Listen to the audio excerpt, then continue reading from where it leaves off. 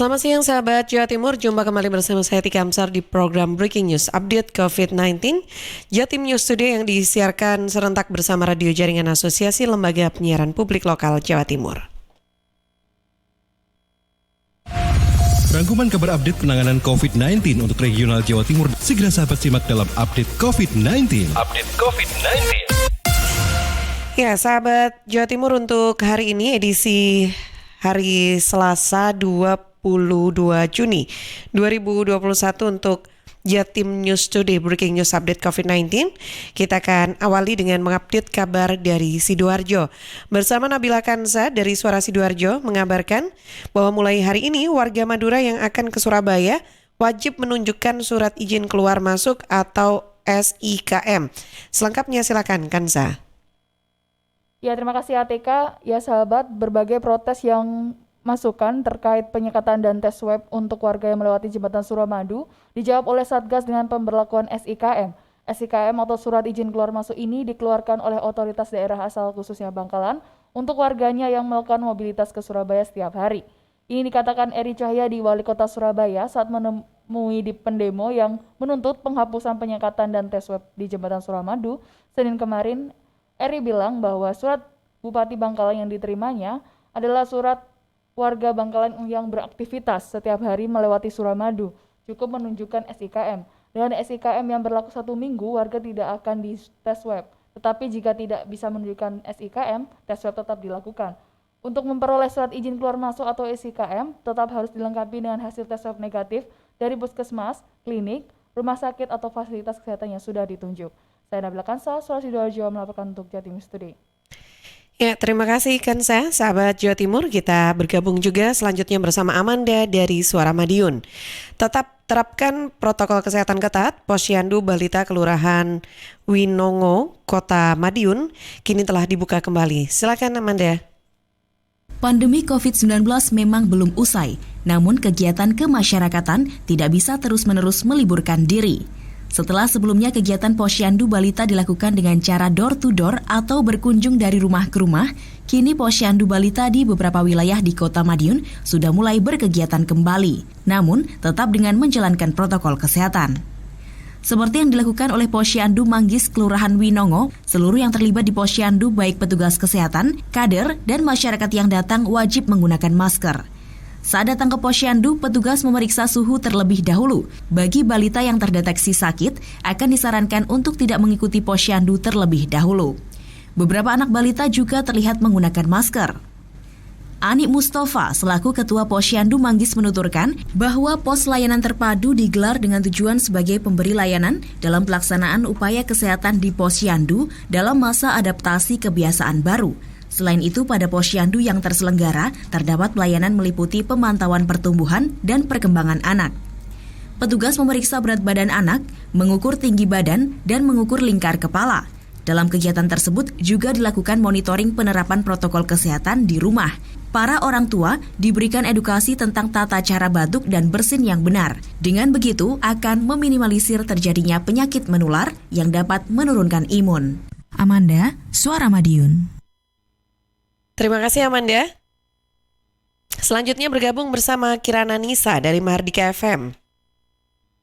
Wali Kota Blitar himbau masyarakat yang tercover vaksin tetap patuhi protokol kesehatan COVID-19. Silakan Kirana.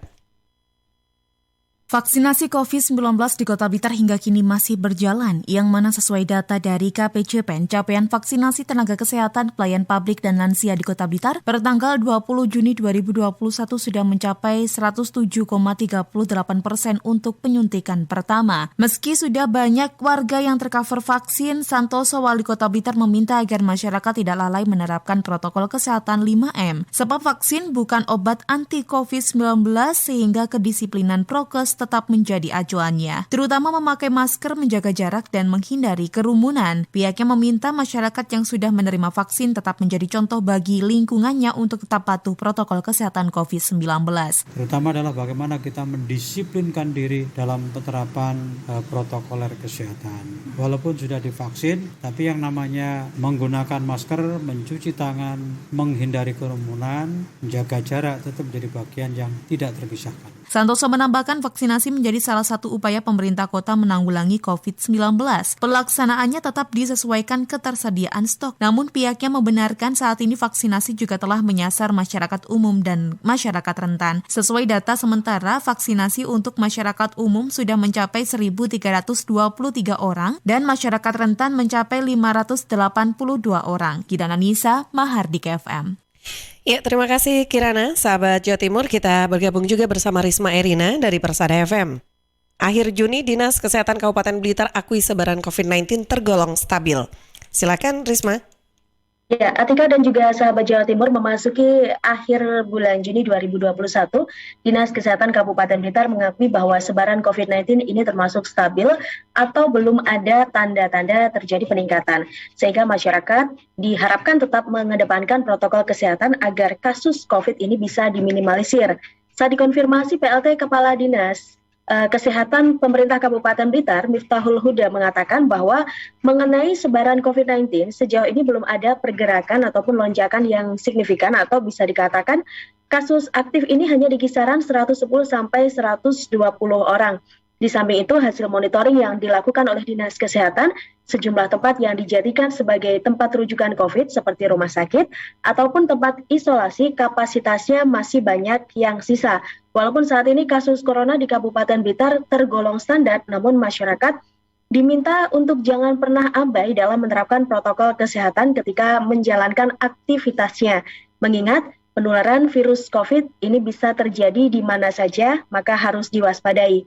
Sudah menambahkan hingga kini jumlah kumulatif pasien positif corona ada 6.046 orang dengan rincian 5.213 orang sembuh, 666 orang meninggal dunia, dan sisanya sekitar 123 orang ini menjalani observasi.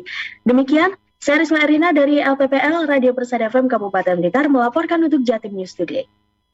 Ya, terima kasih Risma. Informasi yang disampaikan oleh Risma Erina, sahabat. Sebagai kabar terakhir yang bisa kami hadirkan untuk Anda di program Jatim News Today, Breaking News Update COVID-19 untuk edisi hari ini bisa Anda ikuti kembali setiap Senin sampai Sabtu jam 11 siang, yang juga disiarkan serentak bersama Radio Jaringan Asosiasi Lembaga Penyiaran Publik Lokal Jawa Timur. Saya Tika Amsar dari Suara Sidoarjo sebagai radio host, pamit undur diri, sampai jumpa dan selamat siang. Perkembangan penanganan COVID-19 untuk wilayah regional Jawa Timur sudah sahabat simak dalam Update COVID-19. Update COVID-19 bisa sahabat simak Senin sampai Sabtu jam 11 siang. Persembahan dari Asosiasi Lembaga Penyiaran Publik Lokal Jawa Timur.